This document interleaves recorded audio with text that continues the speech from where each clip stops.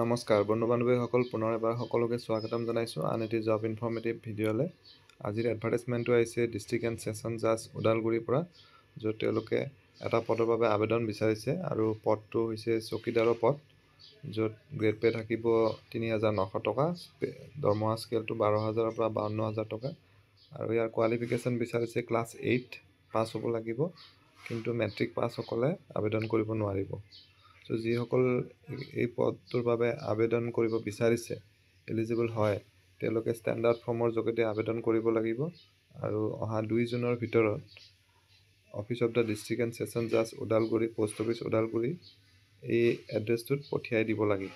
এডভাৰটাইজমেণ্টখন মই ডেছক্ৰিপশ্যনত দি দিম, তাৰ পৰা আপোনালোকে ডাউনলোড কৰি ল'ব পাৰিব ইণ্টাৰেষ্টেড তথা এলিজিবল কেণ্ডিডেটসকলে। গতিকে আশা কৰিছোঁ ভিডিঅ'টিৰ জৰিয়তে এজন হ'লেও কেণ্ডিডেট উপকৃত হ'ব। পুনৰ এটা নতুন ভিডিঅ'ত লগ পাম। ধন্যবাদ।